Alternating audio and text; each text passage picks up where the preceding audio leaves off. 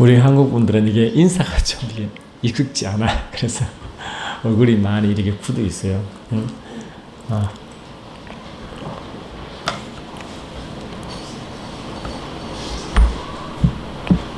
우리 믿는 형제 자매 가운데서는 우리가 많이 일을 하죠. 우리가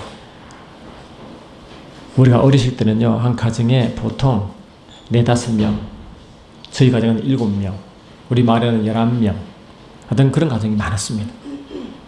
서로 부딪히고 싸우고 심지어 욕하기도 하지만 바깥에 나가서는 한 형제나 한 자매가 힘이 들면 같이 도와서 같이 한패가 되어 도와주잖아요.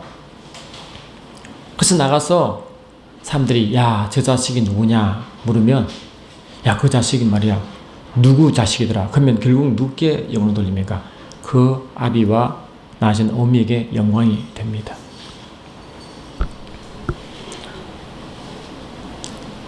부모는 어떨 때 가장 기쁨을 느끼냐면은 자기 몸으로 난 자식이 세상에 나와서 야, 누가 난 자식이냐 라고 인정받을 때 자식을 낳아 기른 보람이 크게 있습니다.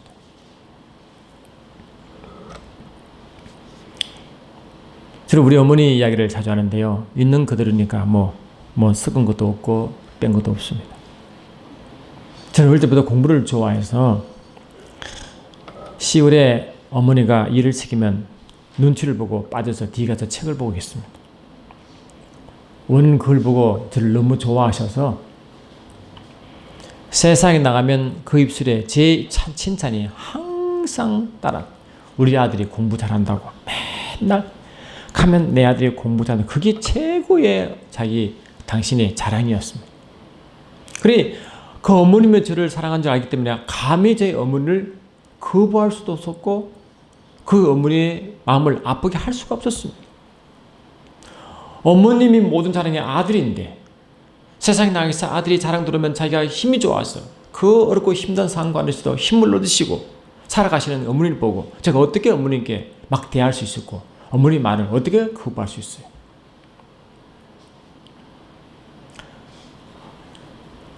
인간의 세계시도 말이죠. 인간의 세계시도 부모의 마음을 진정 아는 분들은 절대로 부모의 마음을 아프게 하지 않습니다.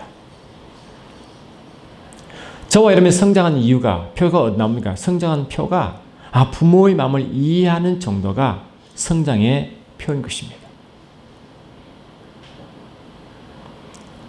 저는 어쩌면 우리 어머님이 저를 세상에 자랑하는 것 때문에 어쩌면 제가 굉장히 어깨가 우쭐했습니다. 저의 나팔소가 되셔서 그렇게 저를 자랑해. 저는 아무것도 없는지 아들을 그렇게 높이는 거예요. 온 동네 방네 아들 자랑으로 꽉 찬 거예요. 그래야 저 마음은, 저 짐은 점점 더 높아집니다. 행동이 조심스럽고 공부를 더했다가 마음이 다짐이 오고 어머니 혹시 마음이 상하실까 눈치를 보게 되고 시간이 날 때마다 어머니 도와주려고 애를 쓰고 그랬습니다. 지나고 나니까 어머님이 그 한 모든 행동 하나하나가 다 아들을 너무 사랑하니까, 아멘. 아들을 너무 사랑하니까 아들의 모든 허물도 왜 허물 없겠어요? 허물 덩어리죠. 그것은 온데간데 없고 그 아들 장점만 보이는 사랑하지. 장점만 보이는 사랑하지. 베드로전서 4장 8절 보니까 뜨거운 사랑은 허다한 허물을 덮습니다. 로마서 5장 6장 6절 8절 10절 보니까 우리가 죄인 되었을 때, 우리가 연약할 때, 우리가 경건하지 않을 때, 우리가 하나님과 원수 되었을 때 하나님이 그 아들 예수를 보내사 십자가에 죽게 하신 사랑으로 자기 사랑을 우리에게 확정했다고 분명히 선포했습니다. 아마 하나님 우리의 허물을 보기 시작했으면 절대로 자기 아들 이상에 안 보냈을 것입니다. 하나님이 아마 우리 인간을 있는 모습 그대로 봤으면, 아마 하나님이 우리 인간의 죄악을 봤으면 절대로 주님 자신이 오셔서 십자가에 죽을 마음이 없을 것입니다. 그래서 주님은 우리의 허물을 덮으시고 우리 죄악을 덮으시고 자신이 희생되셔서 우리를 다시 구원했습니다. 우리가 구원받은 사실을 진실로 그 감동 안 하는데 왜 예수님 하나님 왜 이 땅 오셔서 우리를 왜 구원하셨나? 왜 세상보다 무섭고 더러운 그 짐을 지시고 십자가에 주시냐? 그를 조금 깨닫는 사람은요, 깨달을수록 사람은 겸손해집니다. 할 말이 없어진다고. 내가 말이야 라고 말한 사람은 아직 영적 어린아이인 것입니다. 믿음이 성숙할수록 하나님 아버지를 알수록 그 사람 마음속에는 감사와 기쁨밖에 없어요. 주님이 내가 어떤 존재인데, 내가 어떤 모습이었는데, 어떤 처지를 했는데, 그럼에도 불구하고 나를 위해서 십자가에 돌아가신 그 사실을 깨달을수록, 느낄수록 그 사람은 할 말이 없어. 항상 그 십자가 아래 울 수밖에 없어요. 그 사람의 행동, 고집, 태도 하나하나가 아직 어리라는 것은, 내가 아직 예수를 믿기 전에 하나님 사랑을 알지 못하고 그를 뜻이 모르는 사람은 아직 옛날 버릇 그대로 나타나는 것입니다. 그럼 우리 같이 믿는 형제간에는 다 이해하니까 그래도 좀 덮었지만, 문제는 세상에 나가서 문제가 발생한 줄 믿습니다. 세상에 나가서 오늘 대표기도 하신 것과 같이 세상에 나가서 세상 사람 우리를 어떻게 보느냐? 여러분, 세상 사람들은 교회가 무슨 잘못이 있으면 올리세요. 내리지 말고. 잘못이 있으면 아주 교회를 신랄히 비판하고 책망합니다. 왜 그런가 하는가? 세상 사람의 기준은 우리가 하나님을 믿는 백성이기 때문에, 하나님을 믿는 백성이면 어느 하나의 기준성이 있습니다. 하나님이 그들 모두 하나님을 알지 못하고 믿지 않지만, 하나님은 거룩하신 분이라는 걸 알게 모르게 알고 있어요. 하나님은 거룩하시다. 하나님은 광대하시다. 하나님은 빛이시다를 자세히 몰라도 느낌상 하나님은 세상 그 어떤 존재의 피조물보다 훨씬 더 도덕 가치가 높다고 생각하시는 분이기 때문에 그분을 믿는 사람들은 그분을 닮는다고 기도합니다.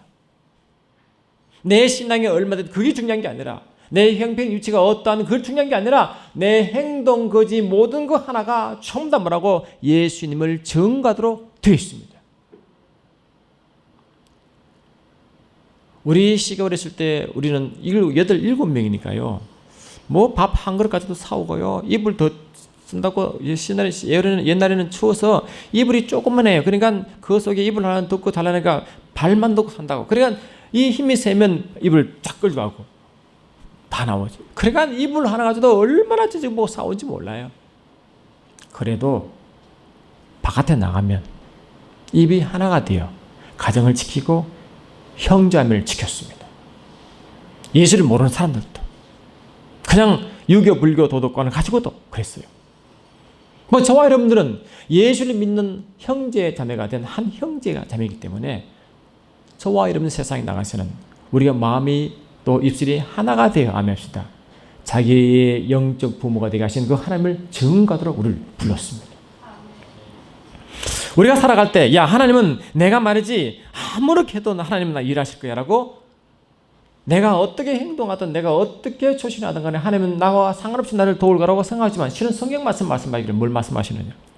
여호와의 눈은 온 땅을 두루 감찰하사. 여호와의 눈은 온 땅을 두루 감찰하사. 어떤 자를 돕느냐? 전심으로 자기에게 향하는 자들 위에 능력을 베푸신다고 되어 있어요. 여호와 눈은 이 성령 하나님 말씀하십니다. 요한계시록 4장 5절, 계시록 5장 6절 보니까 보호자 앞에 7 눈이 나갑니다. 7 영이요. 7 등불이는 말씀하시고 그 7 눈은 성령을 말씀하십니다. 이 여호와 눈은 성령의 하나님의 눈을 말씀한 줄 믿습니다. 하나님은 주의 영이 온 세상을 다니시며 감찰하시는데 누구를 찾으시느냐? 전심으로 자기를 향하는 자를 딱 보신다는 거예요. 우리는 그냥 내가 아무렇게 행동해도, 내가 아무런 말을 해도 주를 나를 도우시다고 생각하지만, 주님은 사랑이 크시고 자비가 무한하시기 때문에 그럴 수도 있다고 생각하지만, 실제로 주님은 성경에 뭘 말씀하시느냐? 전심으로 자기를 향하는 자에게 여호와의 눈이 향한다는 것입니다.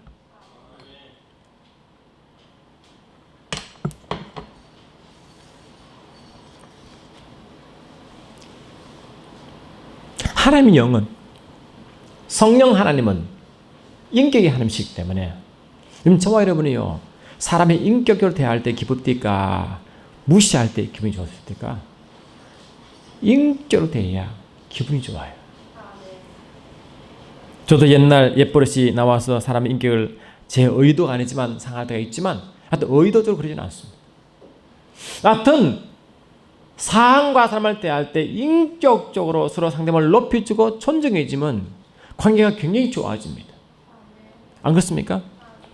만약에 부모 자식 간이라 할지라도요, 자식이 부모를 존경할 때 부모는 자식을 위해서, 그렇지 않더라도 자식을 희생하지만 더 기쁨으로 자식을 위해 줍니다.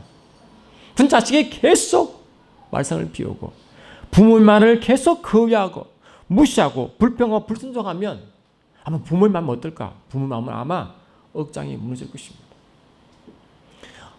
오죽하면 자녀가 하도 부모를 애를 먹이니까요, 너희도 나중에 커서 시집 장가 가서 자식을 낳아봐라 그 말을 했을까?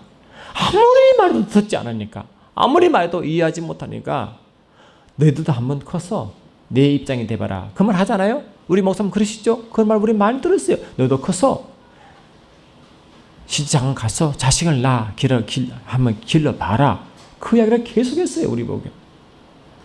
그 말은 뭐냐? 반대로 말하면 너희들은 이렇게 나를 이해할 수 없느냐? 이 내 말을 이처럼 모르냐? 그 말 아니겠어요? 다시 말하면 너희는 이렇게 내 마음을 아프게 하느냐? 내 마음을 이처럼 아프게 하느냐? 그 말 아니에요? 부모 자식뿐이겠어요. 남편과 아내와 남편과 똑같습니다. 아내가 남편을 존중하고 남편이 아내를 사랑하면 그 마음을 주고받잖아요. 근데 아내가 무슨 말하면 남편이 툭툭 면박 주고 또 남편이 아내 말하면 남편을 무시하면 그 관계가 좋을까요? 좋아지지 않을까요? 왜 안 그렇습니까? 얘는 인격이 있기 때문에 그렇습니다. 그분께서 친구와 친구도 오래 관계 원하십니까?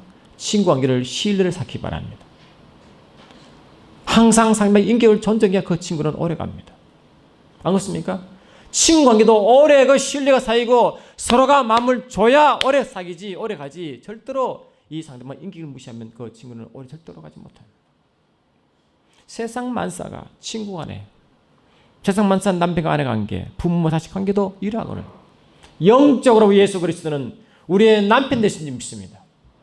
영적으로 예수 그리스도 우리는 우리의 친구 됨을 믿습니다. 영적으로 예수님은 나의 하나님 되신 줄 믿습니다. 그 하나님은 나의 하나님이시요, 나의 남편이시요, 나의 친구가 되시고, 그런 분이 나와 인격적으로 계속 교제하기를 원하신다고. 아멘 합시다. 인격적으로. 성경 말씀 보면 오늘도 대표적으로 여러 가지 말씀했지만 성령 하나님은 다른 말로 인격의 하나님이라고 지칭합니다. 그래서 성경에서는요, 우리가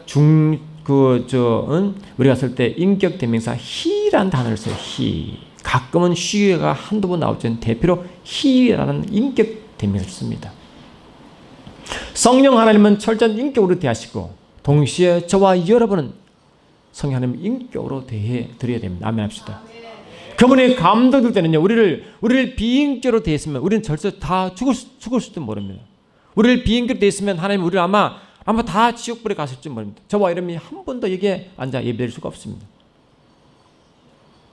그분은 지금도 오래 참으시고 지금도 화내시를 드디하시고 오래 참은 이유가 그분이 우리를 인격으로 대하기를 기다리고 계십니다. 우리가 잘했기 때문에 그분이 한 거 아닙니다. 그분이 성숙되기를 지금도 기다리고 계신다고요. 아멘. 그래서 주님은 자신이 부모를 떠난 아담을 찾았습니다. 아담아 어디 있느냐? 아버지 마음은 항상 우리를 찾고 계세요. 아담아 어디 있냐? 너희가 지금 너희들은 빛 가운데 있느냐? 너희들은 지금 흑암 가운데 있느냐? 너희가 지금 내가 원하는 곳 다시 자리에 있느냐? 그렇게 계속 보는 거예요. 여호와를 경외하는 것이 지식의 근본이거늘 미련한 자는 지혜와 훈계를 멸시하느니라. 다시 말씀드리면 여호와를 경외하는 것이 지식의 근본이거늘 미련한 자는 지혜와 훈계를 멸시하느니라고 말했습니다.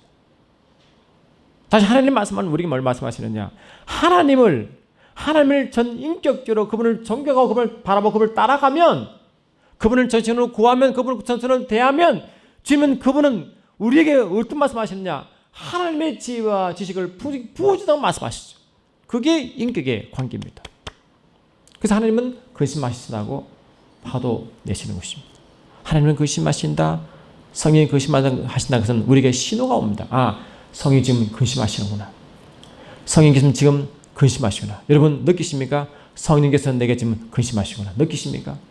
성령께서 내 안에 계셔서 그분이 내게 인격적으로 내가 반응했을 때 그분의 인격을 무시하는 순간 그분은 즉시로 근심하기 시작합니다. 그럼 근심을 어떻게 느끼느냐? 하나님 말씀은 감동이 없으시기 시작합니다. 하나님의 일에 대한 감동이 없으시기 시작합니다. 거룩을 잊어버리게 됩니다. 갈급함을 잊어버려야 됩니다. 그것이 성령께서 감동으로 또 그분의 말씀으로 그분 뜻으로 전달이 내가 자꾸 들이댈 때 내가 지금 성령께서 근심이다 보면 정확합니다. 성령께서 지금 근심하시는 말은 내가 하나님께 향한 그 마음이, 그 간절함이, 거룩함이 그분의 뜻을 자꾸 내가 잊어버리는 순간에 주님은 지금 근심한다라고 생각하면 정확합니다.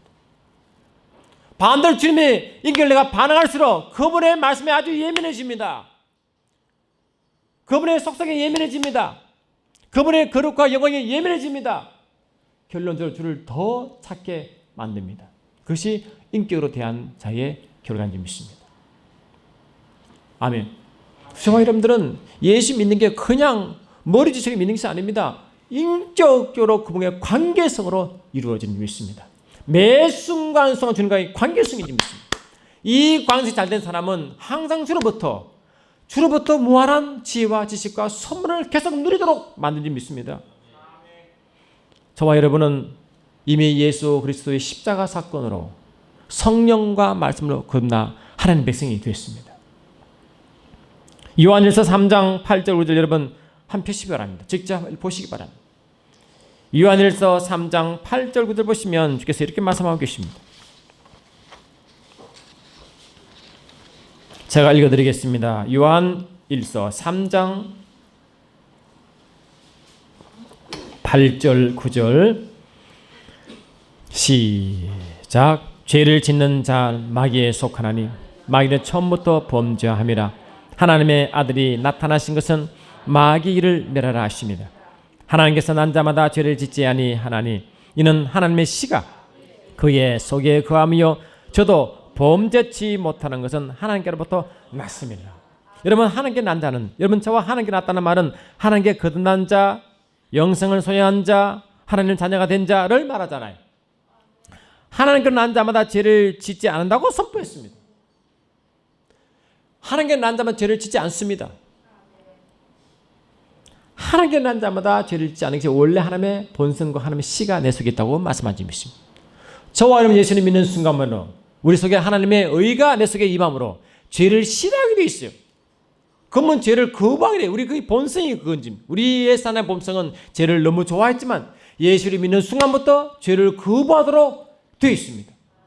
만약 저와 여러분 예수를 믿었어도 죄 짓는 게 너무나 좋고 예수 말씀을 거부해도 전혀 느낌 없으면 다시 믿음을 체크하시기 바랍니다. 내가 구원받았는지, 한 자녀가 되는지, 내가 하나님의 말씀을 거부해도 마음에 찔림이 전혀 없다.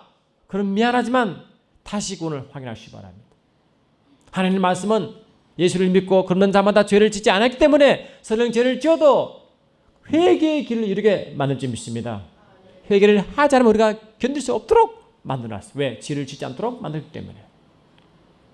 죄를 짓지 않도록 만들기 때문에. 그래서 우리의 삶은 근본적으로 계속 나가는데 여러분 저와 여러분이 살아갈 때 얼마나 어렵고 힘듭니까? 세상 바라보니까 어려움이 너무너무 많아. 마음이 아픈 데 너무 많아. 그러면 어디 쉴 데가 없어요. 그러나 저와 여러분이 쉬는 것은 뭡니까? 그의 나라 들어갈 때만 언제는 쉼이 있습니다. 근데 그의 나라를 보니까 뭔가 그의 나라는 의와 평강과 희락을 말씀하기 때문에 근본적으로 그의 나라는 의가 있습니다. 아멘 합시다. 의는 죄의 반대를 입습니다. 여러분 저와 여러분 한 나라의 평강 기쁨을 누리기 원하시면 그러면 의에 속하시기 바랍니다. 의를 사랑해야 됩니다. 다시 말하면 죄를 사랑하는 게 아니라 의를 사랑하면 그 속에 주의 나라가 경험을 시작하는 줄 믿습니다. 그러면 사람들이 죄를 짓고 하나님이 원하지 않은 것을 할 때 나라를 평강이 내 속에 왜 없는지 기쁨이 왜 없는지라고 의심할 거 없어요. 말씀대로 죄에 속하는 순간 그의 나라는 절대로 누릴 수가 없도록 되어 있습니다. 한 나라는 의이기 때문에 그렇습니다. 아멘.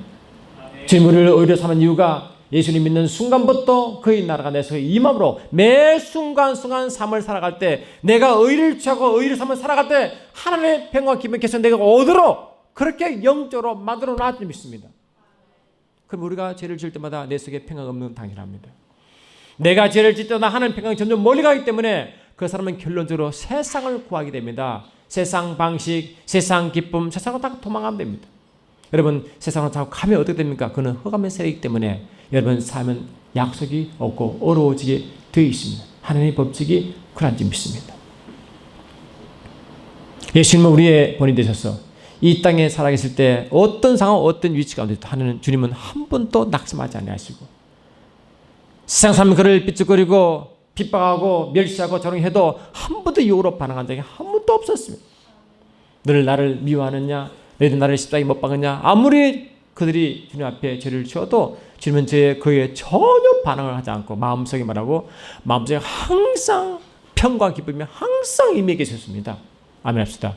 왜 그런가? 주님은 죄가 없는 분이기 때문에 믿습니다. 죄가 내 자리에 차지 않으려면 자동적으로 나라의 평과 기쁨이 내게 오도록 선물이 오게 되어 있어요. 그러나 나는 내 마음은 평과 기쁨을 누리길 원하지만 내가 자꾸 죄를 쫓아가면 미안하지만 그것은 불안과 불평과 소망 없는 것으로 계속 지나게 됩니다. 그게 영적인 법칙인 것입니다. 야, 우리는 말할 때 야, 죄 짓지 마. 그러면 그 머리는 알더라도 그 영적 법칙을 모르면 하나님 일하신 법칙을 모르면 내 속의 마음은 너무 힘들어 하늘 평강을 원하지만 실은 결과적으로 평강을 자꾸 멀리하고 있다는 것을 아시기 바랍니다. 내가 말을 막 할 때나 내가 화를 막 낼 때나 내가 분을 낼 때나 악을 행할 때는 미안하지만 여러분 속의 평강은 점점 멀어지게 되어 있습니다.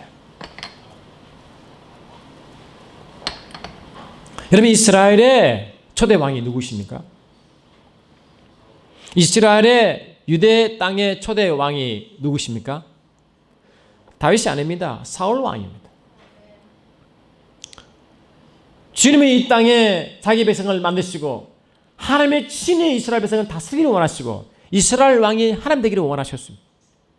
때가 되면 하나님이 자기 마음에 합한 자를 불러내어 자기 마음대로 자기 마음을 가지고 세상을 다스리도록 마음을 품었지만 이스라엘 백성을 참을 수가 없었어요. 사사기 보시면 그게 사사가 이스라엘 왕이 나타나기 전에 재판관이 와서 이스라엘을 다스렸습니다. 근데 이스라엘 백성들이 사사 마지막 사사기 사무엘 선지자인데 사무엘 선지자의 두 아들이 너무나 그냥 막 행동이 불순하고 하나님의 소망이 없으니까 그들이 주위 나라 왕들을 보니까 그 한 왕을 중심으로 나라가 똘똘 뭉쳐 있으니까 저기 또 자기 나라 세상 바라보고 세상 논리대로 왕을 요구하기 시작했잖아요. 우리도 왕을 달라고 했어. 사무엘은 기도하는 사람이기 때문에 하나님 때가 되기 전에 왕을 세기를 원치 않은 아버지의 마음을 알기 때문에 거부했지만 그들은 계속적으로 왕을 요구하니까 주님이 사무엘의 마음을 보시고 내가 허락한다 했어요. 그래서 처음으로 이 땅에 이스라엘 땅에 허락된 왕이 사울 왕입니다.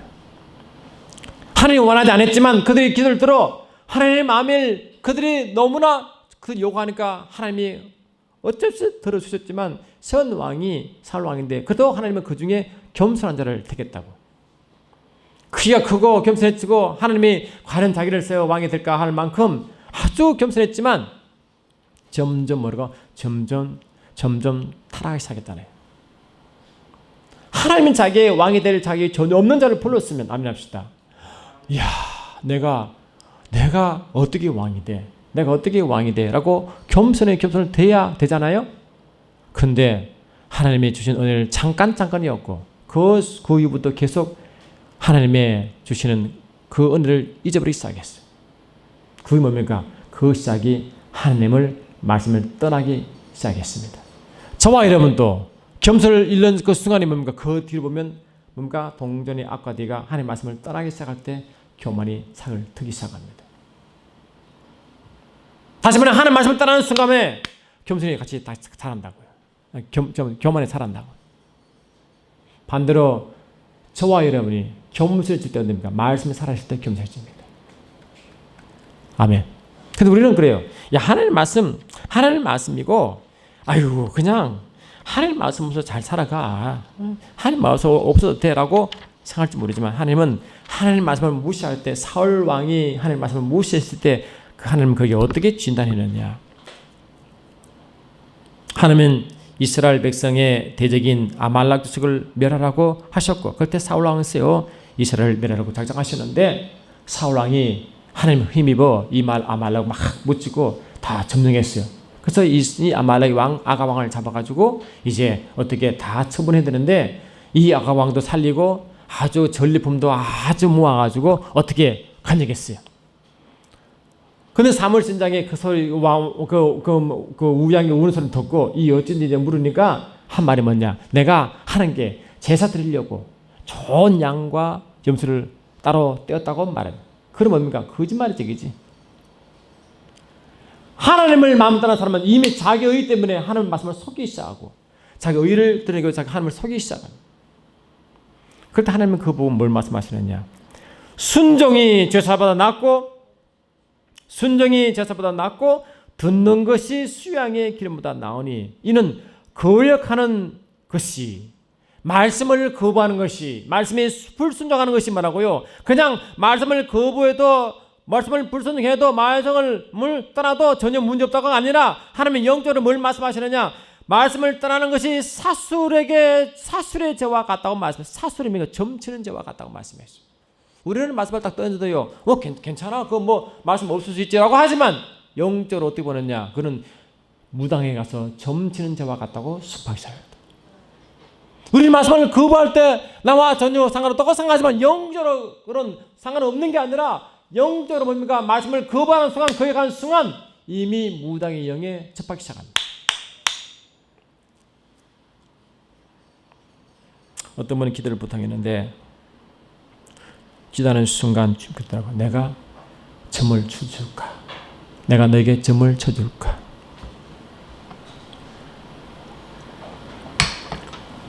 하나님가 점쟁이 되어버렸대요. 그 말은 그 사람은 뭡니까? 이미 사술의 죄를 범하고 있는 것입니다.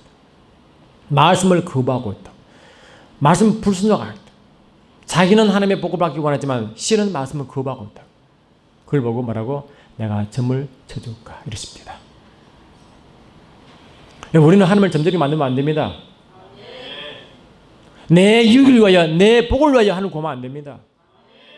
내가 하나님을 위해서 뭘 할까? 이게 하나님의 말씀 받은 자의 태도예요. 내가 이렇게 행동하면 하나님이 어떻게 하실까? 하나님, 내가 이렇게 말하면 하나님 어떻게 반응하실까? 내가 이렇게 행동하면 주님이 어떤 마음에서 그걸 안다 같이 믿는 자이지, 아버지 마음과 전혀 상관하지 않고, 아버지의 심령과 전혀 상관하지 않고, 주의 뜻과 의는 선행하지 않고 내 뜻대로만, 내 방식으로만, 내 유익을 말씀을 구하는 것은 사실의 죄와 같다고 선포하는 줄 믿습니다. 이를 거역하는 것은 사술의 죄, 점치는 죄와 같고, 완고한 것은 사신 우상의 전한 죄와 같다고 해요. 이 완고한 것은요, 여러분 세상 사람들도요, 도대체 사람의 말이 안 되는 사람은 완고하다 그래요. 그러니까 마음이 아주 그냥 탁탁 굳어가지고 그냥 상식이 통하지 않은 사람이잖아요. 보통 말하면 이게 상식 통하잖아요. 근데 상식이 안 통하잖아요. 그걸 보면 사람이 질린다 그래요. 그냥 우리 인격적으로 말하면 옳은 것이고 옳은 것이고, 그렇지만 그런 식으로 서로 이야기해야 되잖아요. 근데 도저히 사람은 옳고 그름이 분별이 안 된 사람이지. 그러니까 도대체 대화 상대가 안 되는 거지. 그거 보고 완악하다, 완고하다 하는 것이 있습니다. 이런 주님과 나와 대화할 때 주님 말씀이 오면 그 말씀이 옳고 그름의 판단기준이 되거늘, 그 말씀과 상관없으면 어떻게 우리 대화합니까? 그걸 보고 하나님 우리 보고 완악하다고 합니다. 아멘 합시다. 이스라엘 백성들은 한 번도 하나님 앞에 인정받은 적이 없습니다. 이것을 히브리서 기자는 이렇게 말하고 있습니다. 그러므로 성령이 이르신 바와 같이 오늘날 너희가 그의 음성을 듣거든 노하심을 격동하여 광야에서 시험하는 때와 같이 너희의 마음을 강팍게 하지 말라. 하나님은 언제 우리를 격동하시느냐? 마음이 강팍하면 하나님이 격동하신다고요. 마음이 강팍하면. 다시 말하면 말씀이 내 속에 승리할 수가 없는 상태, 말씀이 내게 떨어질 밭이 안 된 상태, 말씀이 아무리 선포해도 말씀과 상관없는 상태가 마음이 강팍하다 하는 것입니다. 그럼 강팍하면 끝이냐? 우리는 그냥 세상 바라볼 때 영적 법칙을 무시해버리면, 그 영적 모습을 모르면 그냥 괜찮겠지라고 하지만, 영적 법칙은요 너무너무 예민하기 때문에 그냥 팽개칠 수가 없어요. 거기서 너희 열조가 나를 시험하고 증험하여 40년 동안 나의 행사를 보았느니라. 그러면 내가 이 세대를 노하여 저희가 항상 마음이 미혹되어 내 길을 알지 못하는도다 했잖아요. 그래, 마음이 완악하면 계속 미혹을 당합니다. 아멘 합시다. 그냥 마음이 완악해도 괜찮은 게 아니라 미혹을 계속, 미혹 영이 틈탄다고. 성령을 건설시키면 사단의 문을 자꾸 열어줍니다. 성령 건설시키면 마귀의 문을 자꾸 열어준다고. 여러분, 오늘 아침에 전사님 기도를 설교 들어보니까 좋은 말씀 하시대. 사단의 틈을 준다. 그 틈이 터포스란 헬라 히브리어인데 장소와 공간을 말합니다. 우리는 주님이 이 나를 감시면, 이 주님이 우리 자리를 다 차렸기 때문에 주님의 자리, 이 모든 우리 육체는 주님의 자리입니다. 주님의 성전입니다. 그게 다른 것이 공간을 주면 안 됩니다. 말합시다. 사단이 거할 자리를 주면 안 된다고요. 근데 사단의 틈을 주지 말라는 것은 사단의 거할 공간을 내어준다 뜻이 그 토포스의 의미라고. 그러니까 우리 속에는 마음이 왜 자꾸 완악해지냐? 자꾸 사단의 문을 줘, 사단이 내 속에 거하는 장소를 만들어주는 만큼 마음이 좀 미혹되고 완악해지는 일이 있습니다. 그리고 영적으로 내가 왜 마음이 완악한지 보면 내가 이미 사단의 문을 많이 열어준 거예요. 그런 마음이 굉장히 완악하고 완고해지는 일이 있습니다. 여러분, 우리가 예수를 믿음으로, 우리는 주와 여러분이 예수를 믿음으로 우리를 뭘 말씀하시는, 너희들이 영적으로 무지하기를 원하지 않는다고 고린도서 12장 1절에 말합니다. 즉시 우리를 말씀하시기를 영적으로 무지하지 말지니라. 아멘. 영적으로 무지하면 우상이 끓은 대로 너는 끌려간다고 선포했어요. 그러니까 우상이 끓은 대로 계속 끌려간다. 이 고린도서 12장 말씀인데, 그 우상이 고린도서 10장 보니까 그 우상이 귀신하고 말하고 있다. 영적으로 마음이 자꾸 완악하면 틈을 주어 그 악한 영이 내 속에 자꾸 자리를 잡으면 그 영이 우리를 끌고 간다. 자꾸 끌고 갑니다. 그걸 알아야 됩니다. 영적으로 알아야, 내가 지금 영적으로 손해보는 걸 알아야 정신 차릴 거 아닙니까? 영적으로 무지하면 내가 지금 끌려간지도 모르고 계속 끌려가는 거예요. 아멘 합시다. 자꾸 끌려가는 거예요. 예수님은 이것을 에베소 2장 1절로 3절 보니까 너희의 허물과 죄로 죽었던 너희를 살리셨도다. 그때 너희가 그 가운데 행하여 이 세상 풍속을 쫓고 공중 권세 잡은 자를 따랐으니 지금 곧 불순종 아들들 가운데 역사하는 불순종의 영이라고 말씀하십니다. 영적으로 무지하면요, 뒤에 불순종 영하는 영이 없다고 생각하지만 실은 영적으로 있어요. 불순 영이 계속해서 자기 불순종하게 만드는 것이 영이 있다는 모르고 자꾸 그를 따라간다. 왜? 계속 끌려갑니다. 그래서 여러분, 게임을 좋아하면 게임에 중독되고요. 담배를 좋아하면 담배에 중독되고, 도둑은 뭡니까? 그 노름은 중독되어 그 중독에서 빠져나갈 수가 없는 거예요. 왜? 영적으로 이미 지배 당하고 있는 것입니다. 영적으로 지배를 당하고 있습니다.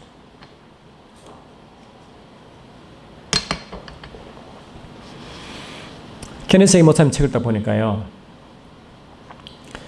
지난 화요일날 우리 영상학교에서 그걸 했는데, 저는 원래 악한 마귀 귀신을 좋아하자고 말하지 쉽지 않아요. 그러나 우리는 영적으로 깨어있으려면 속지 말아야 됩니다. 근데 우리가 알게 모르게요, 반대인 걸 자꾸 노출시키면, 이러면 자꾸 나를 속에 들어와 자기 거할 공간을 만들기 때문에, 그래 자꾸 하다 보면 중독이 되고, 중독이면 그때 귀신들은 통로가 이루어진대. 여러분, 영적 원리를 알아야 내가 말 떨잖아요? 그럼 나중에 귀신이 안 들어오고, 귀신 집에 앉으면 귀신이 안 들립니다. 이러면 자꾸 올라가면 나 귀신 들어와 버려요. 그러면 귀신이 들어오기 전에 조금만 노력하면 나가는데요, 딱 자리 잡으면요, 이건 여러분 너무 힘든 거예요. 인생이 망칠 수도 있어요. 영적으로 악한 영 접근을 막아야 내가 나중에 세이프한데, 안전한데 자꾸 문을 열죠. 그 영적 원리를 모르니까 계속 끌려가다 귀신이 들어와 버린다. 그러면 어떡하겠어요? 인생을 망치는 거예요. 왜 영적으로 모를까? 그걸 왜 모르고 끌려갈까 말이지. 안 그렇습니까? 자기 인생이 지금 망치고 있는 걸 모르고, 영적으로 그것도 모르고 왜 끌려가란 말이야? 왜 자꾸 끌려가느냐? 마음을 왜 자꾸 완악해지냐? 빨리 회개해야 됩니다. 아멘 합시다. 주님은 이스라엘 백성, 그런 이스라엘 백성 보고 마음이 항상 미혹되어 하나님 길을 알지 못함으로 내가 노하여 맹세한 바와 같이 내 안식에 들어오지 못한다고 선포했다. 주님, 우리 주님 안에서 안식하기를 원하시고 편안히 가라기 원하시고 하늘나라가 경험하기 원하시는데 아버지, 그게 아버지 마음인데, 아멘. 그 아버지 마음인데 내 속에 안식은 온데간데 없고 불안과 불평과 원망이 가득 차 있으면 그것이 바로 뭡니까? 이미 말씀을 떠났다는 증거인 줄 믿습니다. 아멘. 내가 말씀을 떠나 있구나.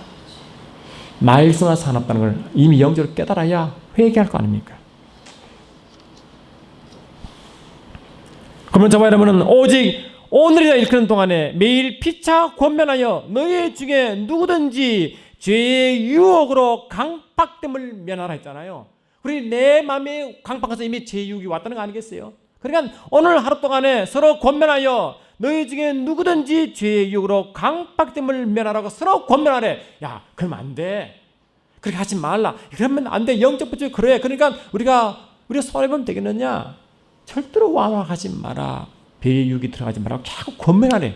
말을 해줘래. 그게 진실로 형제님을 사랑하는 줄 믿습니다. 그게 아버지께 함께 인격에 반응한 방법인 줄 믿습니다. 우리가 시작할 때 확실한 것을 끝까지 잡으면 그리스도와 함께 참여한 자가 되는 줄 믿습니다. 주님, 우리와 함께 계속적으로 말하고 그의 나라와 그의 풍성함과 축복을 계속 참여하라고 선포합니다. 참여하라고 선포합니다. 아버지 마음은 우리가 항상 주님께서 우리를 지으실 때도 우리 주의 영광을 지으실 텐데 매 순간순간 주의 말씀대로 갈 때 주께서는 우리에게 말하신 축복으로 열어준 줄 믿습니다. 내가 여호와가 말하노라 너희를 향한 나의 생각은 내가 하나니 제약이 아니라고 평안이요 너희의 장래에 소망을 주는 것이라고 말씀하시죠. 주님의 마음은 제약이 아니라 평안이요 장래에 소망을 주는 거예요. 매순간 소망을 줘 아주 전진을 나가게 보내는 줄 믿습니다. 아버지 마음이에요. 그런데 아버지 마음 모르는 사람은 그 소망과 평안을 주는 길이 있으면 그 길로 인도할 때 따라와야지. 아멘. 따라와야지. 그 보는 순간 주의 몸과 전혀 상관하지 않고 아멘 합시다. 전혀 상관하지 않고 그들은 말하고요. 그들 어려움 가운데 있을 수밖에 없다. 이스라엘 백성이 하나님 말씀을 계속 거부하는 결국 어디 갔습니까? 결국은 바벨론으로 끌려갔잖아. 말씀을 계속 거부하는 게 뭡니까? 바벨론 끌려갈 때 그냥 뭐 왕으로 갔어요? 노예로 갔어요? 노예가 되어 끌려갔어요. 하나님 말씀을 자꾸 거부하면 아버지 마음과 전혀 상관없이 노예가 되어 안 합시다. 노예가 되어 세상에 눌리게 돼 있다고요.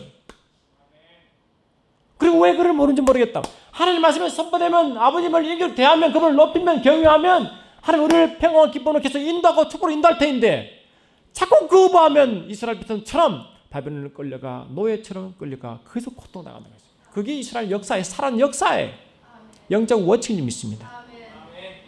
저거는 절대로 말씀 무시하면 안 됩니다. 여호와를 경외하는 것이 지식의 근본을 항상 새기시고 미련한 자 되지 않기를 위해서는 축원합니다.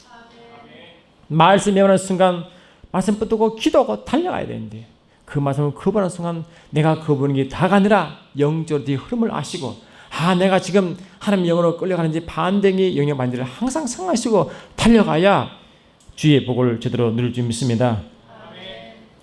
주님은 우리에게 본인께서 살아갈 때 아버지께서 나를 사랑하신 것 같이 나도 너희를 사랑하였으니 나의 사랑 안에 거하라. 내가 아버지의 계명을 지켜 그의 사랑 안에 거한 같이 너희도 내 계명을 지켜 내 사랑 안에 거하라고 선포했다. 여러분, 하나님을 사랑한 자는 그의 계명도 사랑합니다. 그 계명을 지킨 사람은 주님을 사랑하는 하나님 반드시 인정합니다. 저와 여러분들 우리 부모를 사랑하면 부모의 마음을 아프게 하지 않는 것과 같이 우리 부모 영적이 우리 남편과 우리의 하나님이신 그분을 사랑한다고 그러면 말씀을 경하게 되어 있습니다. 경외한 백성들은 하나님은 그 백성들에게 항상 소망과 평안과 기쁨을 주시고 장래에 소망을 주어 그 길을 계속 축복의 길로 할 줄 믿습니다. 그것이 아버지의 축복의 방법을 믿습니다. 오후 예배 2시에 계속 말씀이 이어집니다. 사랑하는 주님 찬양합니다.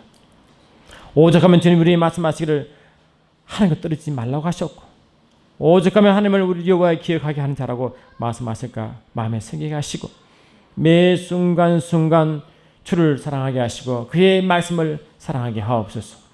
그분은 주의 마음을 알게 하시고 영광의 주님을 찬양하시는 우리 삶이 되게 하옵소서. 함께 하심을 감사드리옵고 좋으신 나사렛 예수 이름으로 기도드리옵나이다.